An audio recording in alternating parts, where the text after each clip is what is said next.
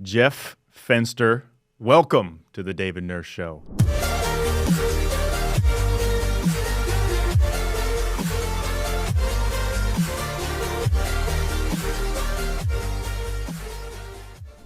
How you doing, man? Dude, I'm doing amazing. Thank you for having me. I'm so excited to be here with you.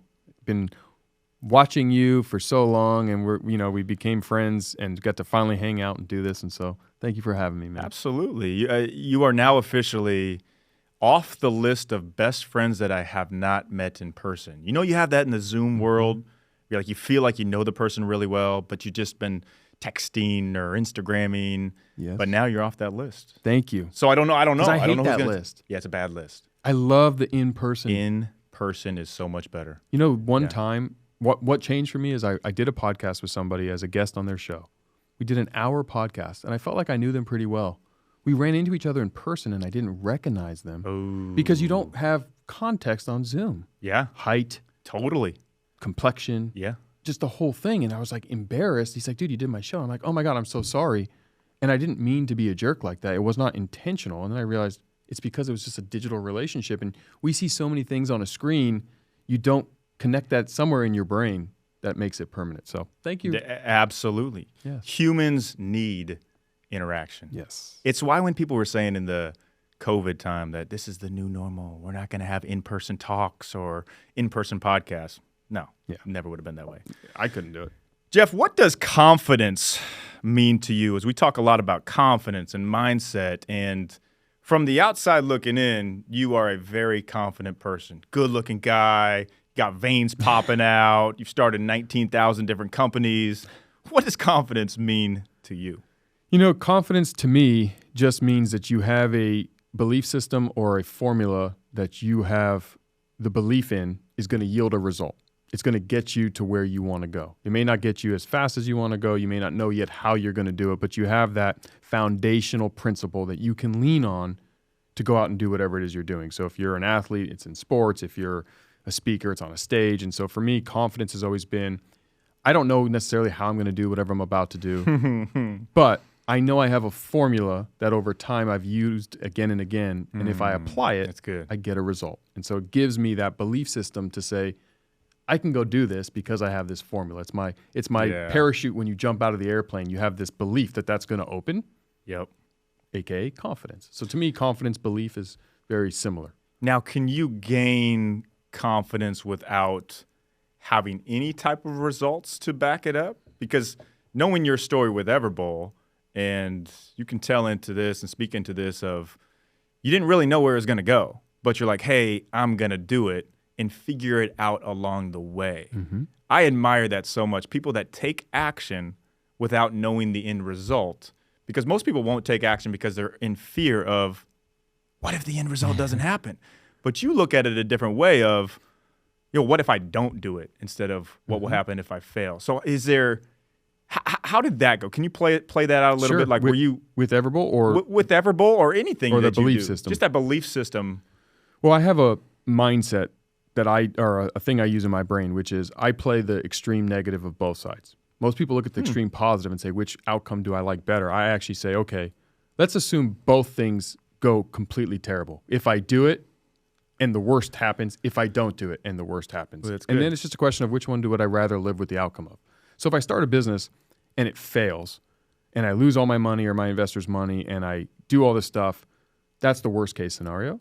And if I don't do it, then I live with the regret of never doing it and never knowing. And so which would I rather have? And for me, regret is so expensive because life is experiential, right? You're not defined by your wins. You're not defined by your losses. You're defined by the journey of your wins and losses. And anyone who has achieved any level of success professionally, whether it's in sports, business, life, teachers, I don't care, pick policemen, pick your profession. Anyone who has exceeded to the top, once they get there, they're not as fulfilled anymore. So it's really about the process of getting there. And so for me, I found the love of the journey and lean into that. And so would I rather start Everbowl not knowing how it's going to work out? But so you make pivots, you adapt, you have an idea and you say, hey, I'm going towards this.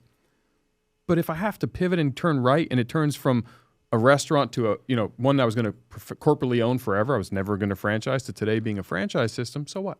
Yeah. Or if it turns to a CPG arm, or if it turns to, it didn't work out, but I made some incredible relationships. I learned how not to do restaurants and do it better next time. That's also good.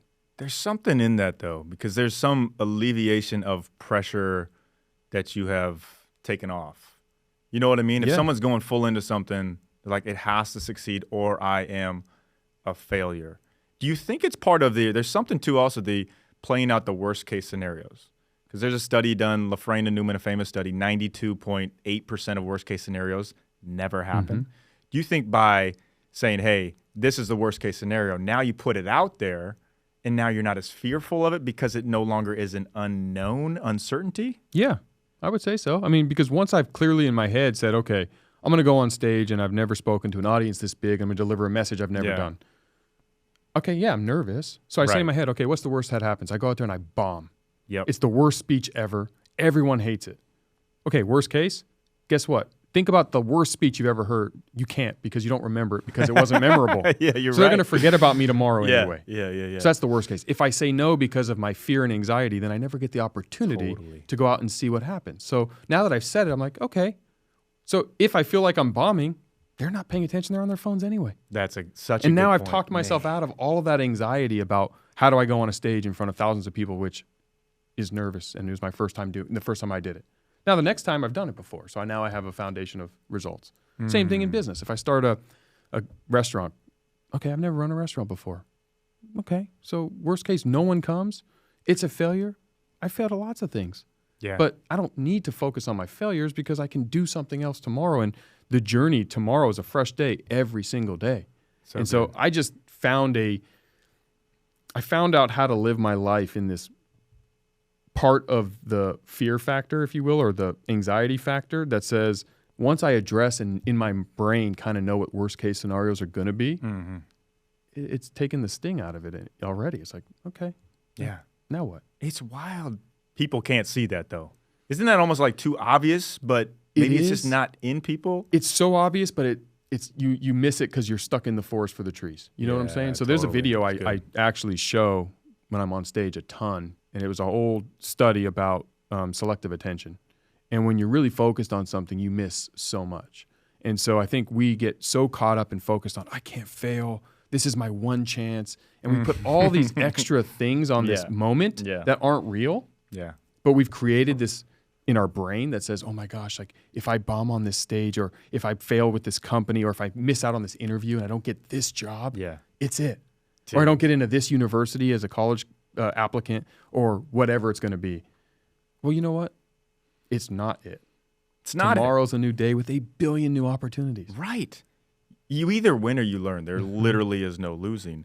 But I think it's one of those things that people have just burnt in society's brain of you only got one shot. If you fail, what's going to happen? There's so many of those, like we were talking about off air. When someone says, well, they said, like, who is the actual they?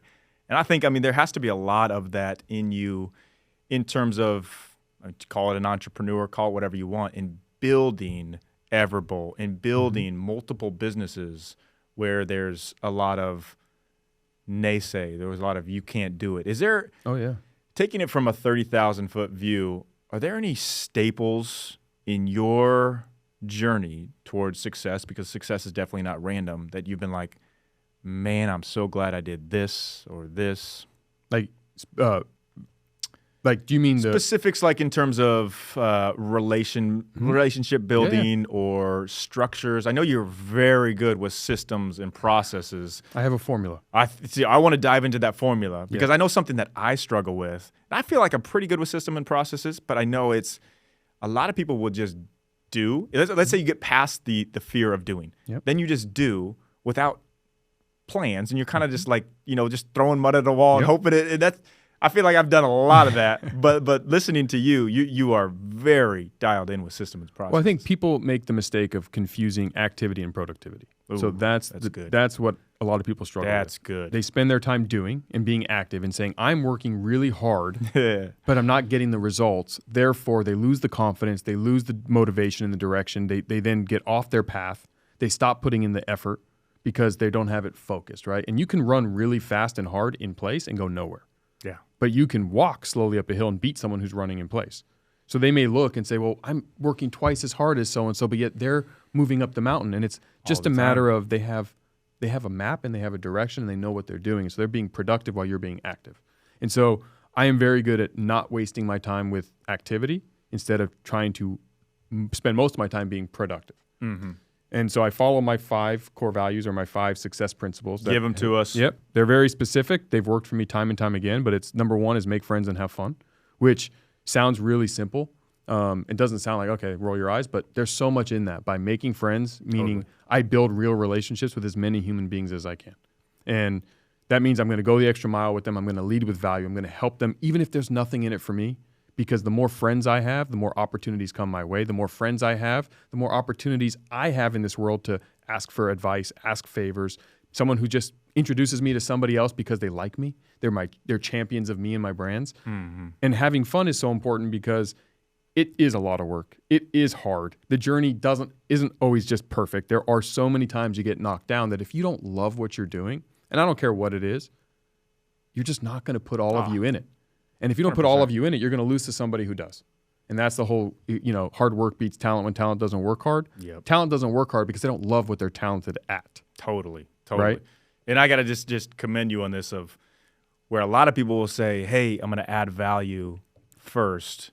And just say it because it's a cliche thing to say. It's a very true thing. But you did that.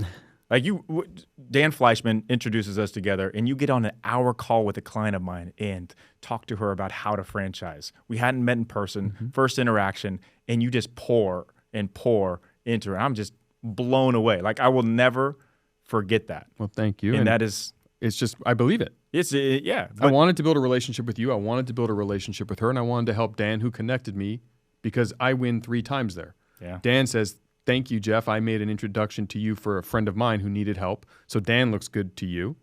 I do good by Dan. I do good by you. And I do good by your client, which makes you look good. And so I've made a deposit with all 3 of you. Again, whether or not I ever need to call in a favor, it doesn't matter. And it doesn't matter that your client adds no immediate value to me because I don't have any request of her. I got to meet her. I got to get started a relationship. And I guarantee you, if I called her, she would answer the phone. Totally. And there's something that she's an expert in that I'm not. There's somebody she knows that I may want to know. There's some things that she can provide in my lifetime at some point if I ever need it. Outlook. Yeah. But if I don't, I'm just wealthy in relationships. Yeah. And that's way more valuable than money. Totally, man. There's a lot of multimillionaires and people out there who want opportunities that they can't get. Yep. There are nobody with an abundance of relationship capital that doesn't have an abundance of opportunities. Man, where do you think that line is drawn to? And I want to get into 2 through 5 as well. Sure. But where do you think the line is drawn in? Because I always, you look at really successful people and you wonder, are they content? Mm-hmm. Because you're doing what you do because you're on a mission. You're on a mission to serve. You're on a mission to build. It's not a, hey, I have to do it. Right? Like you could probably just go, move to Tuscany, Italy and be good. Sure. And be fine. I'll be bored. You'd be bored. But you ever wonder that? Like where is the contentment line? Is there a secret sauce to being content? Or is it a fine, I feel like it's a fine balancing act between you need active stress in your life, being the things you're doing, but you also need to figure out how to recharge and not overdo it. I mean, I think that, and it's kind of, they go together. The people who aren't as content tend to yield the better professional results. So if you look at the Ubers, we're talking more in business and entrepreneurship. Success is a personal thing. So for some people, it's like they don't want to own and get involved in business. I don't mean for that, but as it relates to where I can speak, comfortably in entrepreneurship, business, working in corporate America, anything around that area. The people who lack the ability to be content tend to yield the best results. Because it's obsessive. and they go the extra mile on what their advantage is. And, I'm going to steal this from Kobe Bryant, the late Kobe Bryant. But he's, as he used to say, if I do 3 training sessions a day and you do 1, well, even if I'm 2 years ahead of you, but I'm gaining every day. I'm beating you further and further and further. The gap gets bigger. Yep. And I'm training my muscle to never be content. So for me to go put 100 hours in this week in something I'm passionate about, it's easy. For someone else who doesn't do it regularly, it feels exhausting. So they're not going to be able to keep up that cadence and that path. It's going to take time. And so being content is never, I mean, am I the guy you want to hang out on a beach with for drinking Mai Tais? Probably not. I'm with you. That's probably not where you're like, Jeff's the coolest guy to hang out at a bar in. I'm not that guy. Yeah. It's just not me. Right. But I'm okay with that. Yeah. It just means that I have to find what I am content in. Now, I can disconnect, and I think you need to recharge, but it's not spending too much time there because it depends what you want. And again, I'm speaking from what I want, but I want to be the best version of me, period. When I'm done with my life, I want to be in the Hall of Fame of, did I fulfill my potential? Did I live the life? And that's my goal. And when I sign my name on it, what do I want my kids to say about their dad? Is my dad embodied the full amount that he could out of life. He did everything to the best of his ability, or he didn't do it. And there's things I just don't do because I'm not good at it. Like, I'm not going to go dance at a nightclub because I'm not a dancer. I don't like it, so I'm not going to do it. Fine. All right. So I've been asked multiple times, am I still in college? No, I'm not. I kind of wish I was. But the reason I get asked that is because my skin still looks so young. I'm far from college, trust me. And I haven't always had the best skin either, like blemishes. Just 6 months ago, I had a huge, massive breakout, but that doesn't happen anymore. And honestly, it is because of OneSkin. I'm a true believer in what OneSkin is doing. They are addressing the skin at a molecular level, targeting root causes, not just the topical and trying to take blemishes away, but they're working on the root cause of what ages skin and functionalities and makes it feel and look younger. And they can actually reverse the age of your skin. Yeah. Nobody else is doing that. My wife and I, Taylor, who's got beautiful skin, even more beautiful now, we went up to headquarters in San Francisco and watched how it all was done. Growing skin, the testing that they're doing, their OneSkin body, OneSkin prep, OneSkin topical supplement. They're changing it. They are reversing. They are anti-aging, reinvented. So OneSkin, if you want your money maker, your skin, the biggest organ in your body to be taken care of at the best level, this is for you. OneSkin.co, C-O, and the code for 15% off is David15. The link will also be in the show notes. That's OneSkin.co, David15, and reverse your age. I love that. We got to continue to go on this too, because this is what I speak on as well. Like you're only going to do something great, like one or two things, maybe max. And so I'll tell you, like, if I step in IKEA, I can't. I've never been there in my life because I can't put anything together. If it's more than 2 instructions, I'm out. My wife will tell you that. We went glamping in the Grand Canyon. No, so this is glamping, like camping at a high-end level. I couldn't start the fire. Literally, we had like a 14-year-old kid come down and start it for us in the middle of the night. Put me out in survival skills, I'm done. Yep. I know what I do well, and I surround myself with people like a Formula One race car driver, not changing the tires, not doing the lug nuts. I think you do an incredibly great job at that. Dan Fleischman, our mutual friend, says he collects people in the best way. I loved when he said this, like, I collect people, the best type of people. Is that how you envision it too? Of like, I'll make sure I have the best, this person, this person, this person. Yep. Because I'm like you. I don't know how to put anything together either. My wife puts all the presents together for our kids. Totally. If there's instructions and there's tools required, I'm out. I just don't do it. Same.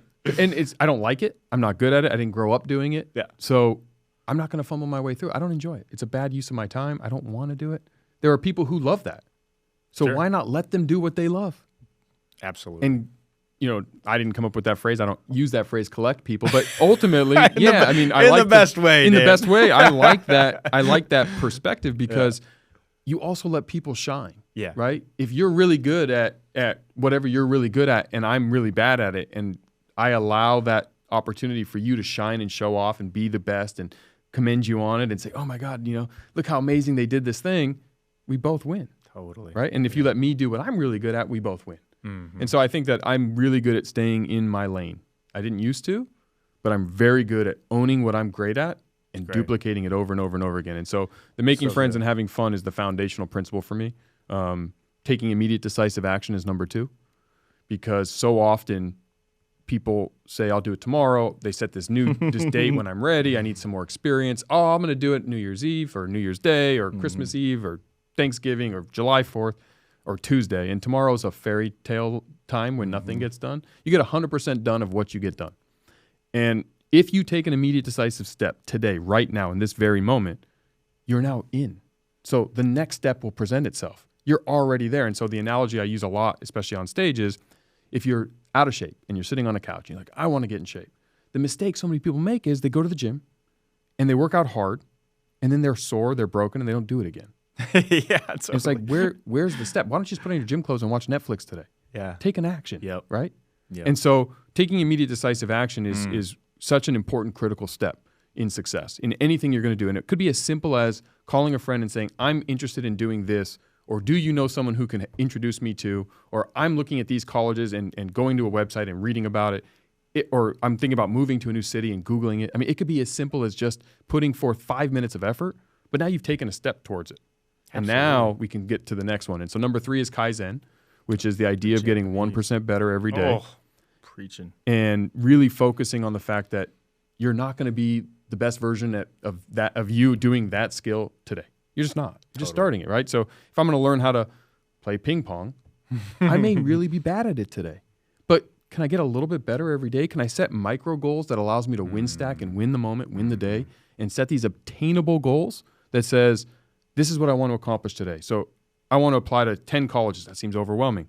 You know what? I'm going to get the admission criteria for 1 college today. Can I do that? Yeah, sure. Tomorrow, can I do another one? Yeah, sure. Now we're building our way to where, okay, we didn't boil the ocean. We ate it. We ate the elephant one bite at a time. We took one step to get up the mountain. And before long, you look back and you go, I'm pretty good at this thing. And you look back further and you go, I'm actually pretty excellent at this thing. And look what we've accomplished. And look at what's happening. And so now you have a path forward, which isn't so like, oh my gosh, I'm going to start this restaurant. How am I going to do it? I've never done this before. There's so many steps involved. What if today you just buy a domain name? Man. You know, like keeping it very, very, very simple. Number 4 is the idea of being change ready. And so I think we get stuck in our ways once we've had a certain level of, call it success or call it results. We're saying, this is how I do it. And, you know, I'm 40, so I remember in the internet days when there was the internet finally getting into business in the early 2000s, and there were so many businesses and business owners that go, we don't use the internet. It's not how we do it. Mm-hmm. And the greatest example is Blockbuster, right? They should have been Netflix. And I think so many businesses fail and so many people fail because they get stuck in their old way of thinking. Their comfort zone is back to where they are, and they're afraid to get out of it and restart the idea that you have to reinvent yourself over and over and over again. There's always new information. There's always new things happening. You know, as Sean Payton of the Saints used to say, that you're either getting better or you're getting worse. There is no staying the same. And so the idea that you are ready to reinvent your business, yourself, your principles, your values, your strategy, your work ethic, your routine on a daily basis as new information presents itself is very important to success. And the last one is to be remarkable. And I say that word because so often people strive for perfection. You're not going to be perfect. You can hit perfect on the way to remarkable. And remarkable's definition to me is, did I put 100% of my best effort into the task at hand in this moment? Not where I want to be. Love it. I may not be as good as I want to be tomorrow, but today, with the current abilities I have, the current resources I have, did I give 100? If I did, I'm remarkable. And the analogy I use for that is professional bowlers. A perfect game in bowling is 300. They don't bowl a 300 every time, but they approach it every time the same with the same technique, the same stroke, and sometimes they bowl a 300. So they hit perfect on the way to remarkable. They don't aim for perfect because you won't be. Yep. And so if I follow anything I do, if I apply it to those 5 core values, those 5 success principles, I know from a confidence side, going back to your first question, I will be successful. I may not know what it's going to look like because I may have to pivot and change with my change ready. I may have to adapt to do something different than I thought, but I will get a positive result from whatever I'm doing, whether it's personal, professional, emotional, health and wellness, whatever that journey is. And so I can go into things without a roadmap, with a underlying confidence or belief that says, hey, I have a formula to fall on. I'm going to make friends and have fun. I'm going to take an immediate decisive act. I'm going to make sure that I'm focused on getting 1% better every day. If what I'm doing is not working, I'm going to pivot and change, and I'm going to strive for remarkability. And so I do that again and again, and the results come. Rewind that. Listen to that every single day. I love how you looped it back in. Great speakers do that, and comedians. They loop back in the start to where you hit. There's so much. I'm getting excited over here because I speak on the 1% step, like the exponential growth of 365 to 1.01, 37 times 8. I know you know all this stuff. This is like just ping pong, like pump up, motivational, actionable ping pong over here. Because it works, though. It does work. And that's the thing. It's like, this is where it's like, you're an expert in this, in mindset and success, and you have so much to teach, and you teach, but how do we get people to move from there? Because I think there's a group of humans, they love to consume motivational information. It's almost like I watch sports to enjoy it. They watch it to be in entertainment, but they're not taking action. I know. And that bothers me. Knowing versus doing. Yes. The huge gap of knowing versus doing. Just there's a lot. do something with it. Right. Exactly. Because everybody can be the best version of themselves. And do you know how incredible our world would be if everybody achieved their maximum potential? Be mind-blowing. Oh, my God. It would be. The inventions, the education, the opportunities, just the way the world would work and shine, and people would be happier, which means we'd have a less polarizing world. People would have more wealth and abundance. People would have a more enjoyment in their day-to-day. And I just feel like in society, the reason we're struggling as a country and in all, not getting into politics is people aren't happy with the results of their current situation. So why don't we help them figure out how to get a better situation? For sure. Absolutely. And then everyone's happy. Absolutely. I am voting for you, a write-in ballot. I'm going to make a note of Please that. don't. I am not running. Let's make that movement. You might not be running, but you might get voted in. Why do we give gifts? It's a very valid question as the holiday season is in full swing and you're thinking about, what can I get for my brother, my coworker, my spouse? Why do we give gifts? Well, the answer is pretty obvious. It's because we want the other people that we're getting those gifts for to know how much we care about them. I'm going to tell you what my go-to gift for this holiday season is, and will be continuing going forward, is the gift of Maui venison. Like, I love Maui venison. I love how healthy it is, how lean it is. I love the taste of it. I love the mission that Maui venison is on, helping rebuild the Maui community.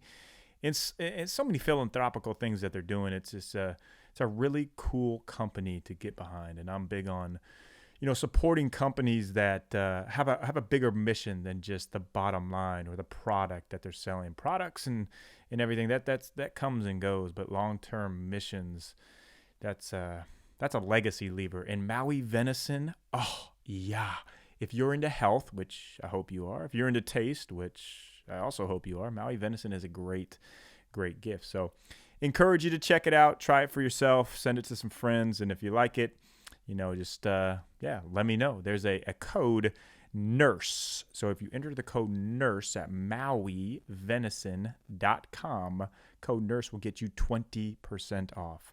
Have a happy holidays and eat some burgers. Wow. Me and Jack from Jack in the Box. Man, this is amazing. Is there anything that you struggle with? Because once again, like I'm saying, from the outside looking in and just hearing everything too, and like the man crush that I already have on you, is there anything that you struggle with? Of course. Lots. What's one main struggle that you have? Professionally, personally, whatever you want to choose. Well, I think because I have a formula that has worked, and so to me it's now so in my DNA and my routine, and I've now trained the muscle of all of this to where I'm very comfortable at it, and I'm decent, and I think I'm pretty good at it. I have a low tolerance for people who don't give their best, which means I sometimes am not as understanding that other people are struggling and working towards building that muscle, and they're a little more at the beginning of the journey. Same. So I have a low tolerance for anyone in my life, in anything I'm doing. And again, I don't just mean in business. We could be playing pickup basketball.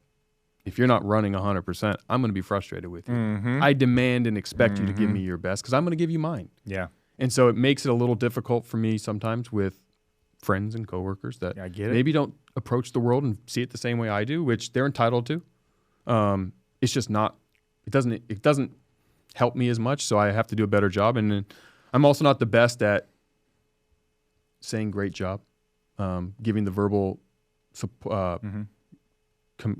commenting and saying, hey, you taking the time to shine light on someone who did a really good job on something, because I don't need that kind of that kind of feedback. So I don't always put myself in the shoes of others that do. So I need to do a better job, and so I'm working on those habits, even with my own kids. Yeah. I expect my kids to do great. Yeah. Totally. And so when they do great, that was what I expected. So I'm not like, hey, great job, as much as I should. Because some people do need it. And I'm not a participation trophy guy. I do believe there's winners and losers, and we need to learn to lose. It's important. Yes. You need to understand that if you don't get the result you want, there's a reason, and what are you going to do differently? And today we're creating a society with our children and our youth to say, we don't want to hurt their feelings, but it's important to have your feelings hurt because you're going to be an adult. And when you're an adult, other adults aren't going to do that for you. And so I need to do better at getting into the emotional side of the human psyche and realizing everyone's not me. Jeff, you are just stacking your votes for president candidates. You know what my wife calls that? Intuitive empathy. She says, I have none as well. It's where you just have those expectations where you don't have that type of intuitive empathy that they might be going through. But I'm not the same way. I'm like, why not? Why not go for it? Why not give your best? Why live in fear? The worst that can happen is that you die and then you're dead and you don't have to worry about it. So there is no worst case scenario. And you're going to die. Yeah. I mean, I want to live to be 200, but one day we're all going to die. Totally. So go for it. Go for it. Right? There's no rules. Everything done by anybody has been done by a human being who puts their shoes on the same way as us. And I assure you, they didn't know what they were doing when they started. Exactly. Michael Jordan didn't make his high school basketball team. Totally. Okay. Oh. Did he quit? Did he cry? He got better. It's just the way it is. And I use sports a lot because I'm a sports guy, but I'm so aligned with that thinking. And so while I need to do better, because I think I can help more people if I can be more empathetic and have that intuitive empathy, as your wife would say, I don't want to get too good at that because I also don't believe in clipping your wings. I don't think my job as a dad or a friend or an employee or employer or coworker is to enable you to accept mediocrity in your own life. I think if I truly love you and care about you, I'm going to hold you accountable and push you to be the best version of you. And while it may not make you like me as much in the moment, like and love are different. Totally. I love somebody. I love my kids. So my goal is to make them the best that they can be. And if I have to be the one person in their corner that is pointing out the areas that they need to improve, while everyone else may be just smiling and saying good job and accepting them not giving their best, I don't want to build that habit. Life's about habits, right?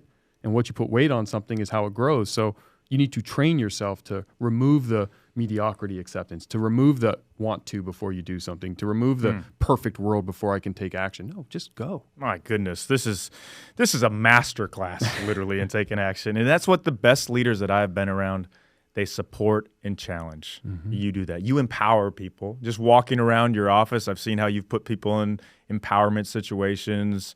And the challenge that you're talking about right now, that's what the best leaders do, support and challenge. All right. I wish I could talk longer all day on this podcast, but we have acai bowls to get to. We do? We do. Acai, what you're doing now? So I'm going to throw a few rapid-fire questions at you as we wind down here. So I see you as somebody who is a visionary. There's a very few rare breed of people who can see what's coming in the future and is more, I guess I would say, proactive to environments instead of reactive. What do you think is some big, I guess, shifts in business or technology or in the future? What are some just insights to 2035 that I know you can see? Well, I don't know if I can see them, but I'll tell you, I think AI is going to disrupt a lot. Totally. I think the day-to-day jobs that a lot of people are doing that aren't required of humans are going to be replaced by technology. And those are more of the assistant role stuff. You're already seeing it across what AI's already been doing. But there's a future world where unless you can create more strategic input and know how to control the AI, you may find yourself out of work or out of a job that may be going away. So I think we all need to sharpen our skills, and always be learning is a key piece to that. So if you're in a career path right now that isn't, if you don't see the writing on the wall, it's time to. The internet of the internet is coming, which is AI. That's a good point. I also think monetarily, the gap is getting bigger. So if you're not investing your capital appropriately right now, you may find yourself at the bottom end of the wealth gap with a very, very steep cliff to get out of it. And so I challenge everyone to be investing their capital wisely and understanding, whether it's stocks, real estate, crypto, business, whatever area, bonds, watches, Rolexes. I don't pick something that is going to appreciate in value and beat the rate of inflation because the government is printing a ton of it. And to get us out of this mess, they're going to have to do more. So I think that there's a window now for you can't not be investing. I totally agree. So stop buying things you don't need. Don't have a $100,000 car and $0 of investments. Drive a $10,000 car and have $90,000 in investments. Like now is that time to really focus on planting your garden for the future and protecting yourself. So I think those are two big changes that are coming. It's great. Those are phenomenal. Is there anybody that you have not met? Like who's your person you want to meet? Or we can flip it too and say, who is the person you would want to be? If you could be somebody else, it could be the same one. I know mine is David Beckham. I bought a Boston Red Sox hat because I saw him wear it in the documentary. I don't even like the Red Sox. Dude's doing. I'm trying to fold my clothes like he is, OCD style. If you've seen the documentary, who's your person? Well, I don't know that I want to be anybody else. I've never had that feeling. Yeah, I'm not. Totally. But so I'll say that. So okay. B, I don't know. And I would have. My answer was easy up until 2020, but it was Kobe Bryant. Actually, my first podcast show, which I actually stopped, was going to be, because I'm the relationship capital guy, was going to be a series of, I was going to start with my first guest and use all my guests to end with getting Kobe on my show. And the reason I always loved Kobe Bryant is because I think he embodies the Mamba mentality mindset. I think he embodies the fulfillment of potential, which is my most important goal in life, is to fulfill mine and to have others do theirs. And you can say what you want about the guy. He fulfilled his potential on the basketball court. He fulfilled his potential in the business world. I mean, he got an Emmy. Dude, the guy did 100% at anything he did. He was the mindset master. You know how many videos I send of him still, of clips to NBA players and people that I work with? He was the mindset master. Yes. So he would have been number one. I could have helped you with that too, man. I know. Dang. And I had a couple ins. Yeah. We had met a couple times, but never personally. It was just like at a function or an event. So it's a great one. That would have been it. The person, yeah. But now I would say Warren Buffett. And it's because I know he's got a short window of life left. He's at the tail end of his life, but I am fascinated with how he sees the world. Totally. And I would want to spend an hour just kind of having a conversation with him. And then if I can go back to anyone who's in the past, would have been probably Napoleon Hill. Because I believe in the power of having the right mindset, because if you don't win here, you can't win here. Man. And he wrote some of the best books and had so much knowledge that I would have loved to spend an hour just kind of picking his brain. I ruminate over those type of things, like those authors that wrote those type of books. Like, how do you write the next type of book like that? Like the Dale Carnegies and those ones. It's a whole nother episode of talking about that. I mean, we could just go on. Great answer. All right. Leave the audience with one thing as we get off here. Drop the mic, piece of advice. It can be one word. It can be a phrase. What if somebody they're listening to this like, Jeff, that's amazing. You're a stud. I'm just stuck. Like, I don't even know how to take the first step. You're talking about all this great stuff of going one step forward. How do you just, stuck in the mud, take the first step? What would you tell somebody? Pick the simplest thing to do right now. The very simplest thing to do right now. So like I said, if you're trying to get in shape, just put on your gym clothes and watch TV. If you want to start your first business, but you're stuck working somewhere and you just don't know how to get started, Google something on the industry you want and read one thing today. Just do one step. Because if you continuously do that one step, you're going to build the habit, the pattern, you're going to be in it. And really quickly, you're going to start to take the next step and the next step and the next step. You got to just do the first one. And that is the biggest gap, right? Once you get rolling, it's a lot easier to keep it going. It's momentum, right? It's inertia. So we've got to get you from stuck to movement. Boom. And stop wasting time being busy. Be productive. Boom. We asked for one. We got two. Jeff Fenster, you are a legend. Thank you for coming on the David Nurse Show. Thank you for having me.